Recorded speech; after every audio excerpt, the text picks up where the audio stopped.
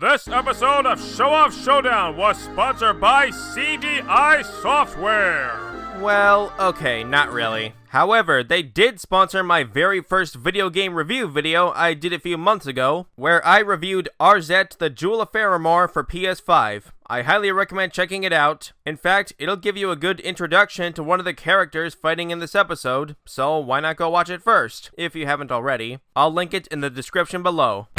Welcome to Show Off Showdown! In this series, the fighters are called Show-Offs, and this is the series for the Show Off Showdown! Now let's meet the Show-Offs for tonight's showdown, shall we? Tonight, we have an old-school style battle between the Princess of Faramore and the hero of Monster World. That's right, Arzette versus Asha! Who's gonna get the sharp end of the sword, and who will swaddle on their way to victory? Let's find out. Now without further ado, it's time for the Show-Offs to Showdown! Get ready for the next battle.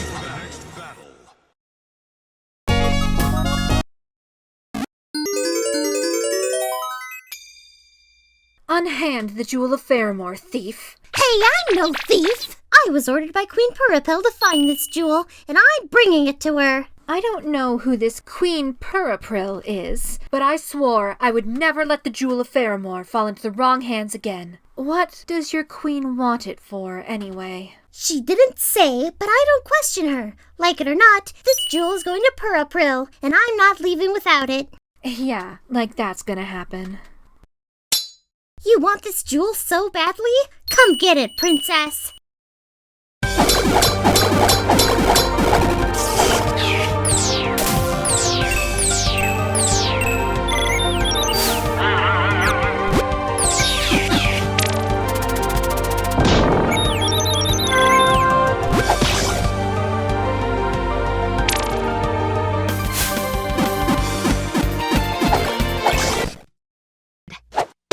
You've killed me.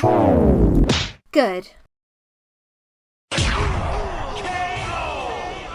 Well, dang! Didn't expect it to get that dark. Alright, now let's discuss how and why Arzette wins this epic retro sword dueling showdown. First off, let's discuss who's more skilled and experienced. Arzette and Asha are both very skilled sword fighters, although Arzette holds a solid advantage in fighting experience, as Asha seems to be mostly self-taught without much formal training, even after being granted warrior status by the queen, while Arzette is a professional warrior princess who has been constantly training in combat for at least a decade. Alright, now before we move on to their physical stats and abilities, I'm going to address the two elephants in the room, Pepe Lagoo and Arzette's Smart Sword. It has been stated multiple times that Arzette's Smart Sword only hurts unfriendly creatures, and same thing with her Smart Gun. Yes, she has a gun. On paper, this makes it sound like Arzette's sword wouldn't be able to hurt Asha. However, the way that was worded was very vague or ambiguous, and it was never exactly confirmed or made clear if this meant Arzette's Smart Sword could only strictly harm purely evil entities, or if it only harmed beings who were just being unfriendly in general, although the latter is more likely the case, as it was heavily implied when Arzette threatened the mayor of Faramore Town, who was being a prejudiced jerk towards a wolfman who wanted to move into town, specifically stating that he wasn't being very friendly. If we take these words quite literally, this would mean Arzette's Smart Sword could harm those who were in an unfriendly state at the current point in time, regardless if they're actually evil or not. I'll say this, when you're engaging with someone in a fight to the death, they're not exactly going to have a friendly approach towards you, so given circumstances, Arzette's Smart Sword should be able to harm Asha in mid-combat. As for Pepe Lagoo, I wasn't entirely sure if Pepe would be considered outside help or not. I'd say he kinda blurs that line, as Pepe is an essential part of Asha's in-game moveset, as Asha kinda needs Pepe to do certain things like double jump, glide, propel herself forward on rafts, hit switches too far for her to reach, etc. Not to mention, Pepe Pepe is extremely resistant to heat and cold temperatures, making him a useful platform to navigate past such obstacles. The only somewhat unfair benefit Pepe would give Asha is that he can revive Asha with a healing potion when she's close to death, and she'll be back up and fighting again. Well, that is if Arzette doesn't kill Pepe first before he could get a chance to heal Asha. Pepe's a tough little guy, but he's certainly not invincible. A good enough blow could seriously injure or kill him, and I'd say Arzette's got the tools to do it.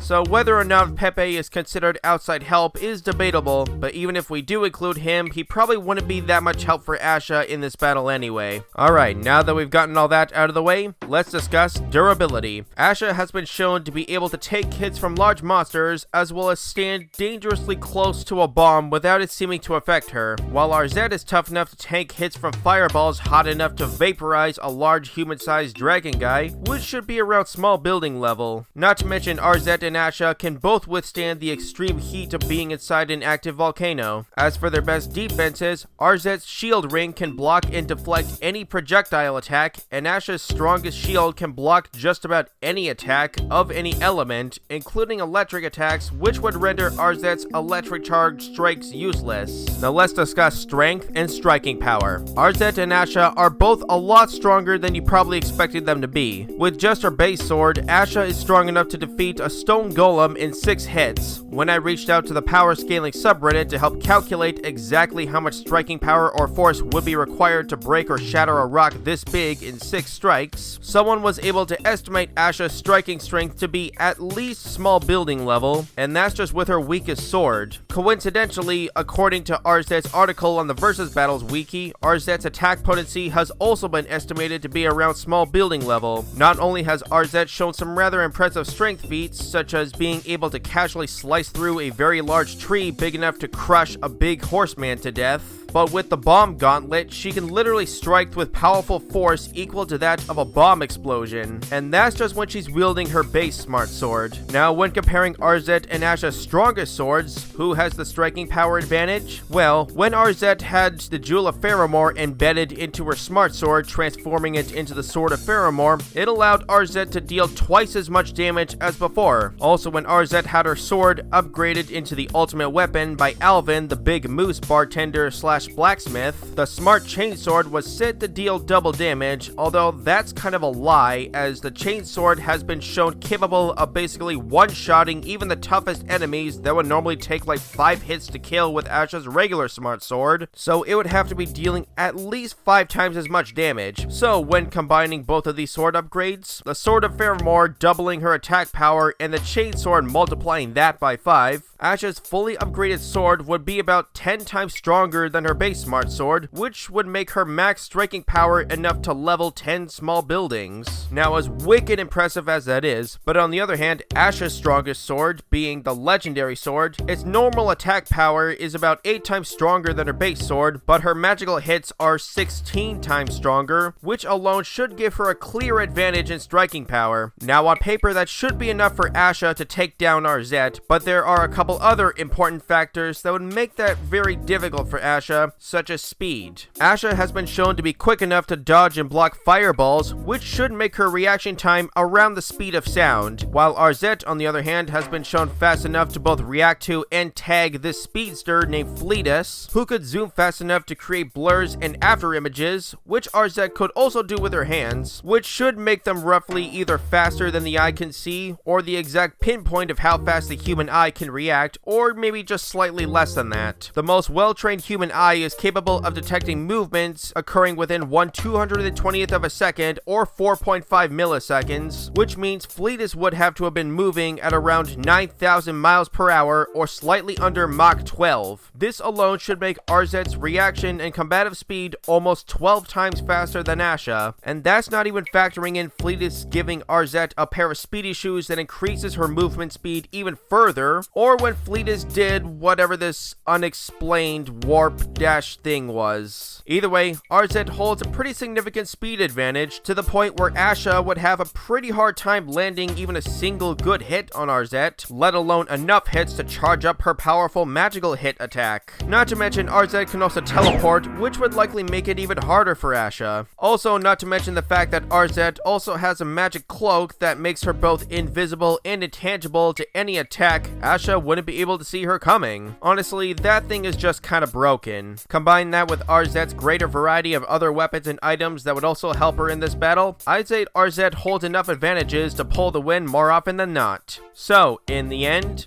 I won! enough said. The winner of this battle is Princess Arzette. Now before we wrap this up, I want to give a very special thanks and shout out to the very talented voice actresses who voiced Arzette and Asha for this episode. Asha was voiced by the greatly talented Sagi Usagi, and Arzette was actually voiced by my sister Sammy. A lot of people really liked her Arzette impression she did while I streamed the game a while ago, so naturally, she was my first choice to cast as Arzette for the episode. Oh, and one more thing. For those of you who don't already know, I now officially have a Patreon. If you want to show your support and join the RCMP, as in Royal Canadian Mounted Patrons, then that would be so awesome, and I would really appreciate it. Members of the RCMP will have beneficial access to future episodes of Show Off Showdown and other videos before they're officially released, as well as exclusive access to special posts and videos that can only be viewed on Patreon. Join the RCMP, and the first thing you'll learn is a nice shiny badge.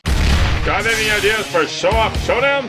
Then let me know in the comments below, and hopefully, I just might do them. Now stay tuned for the next episode of Show Off Showdown!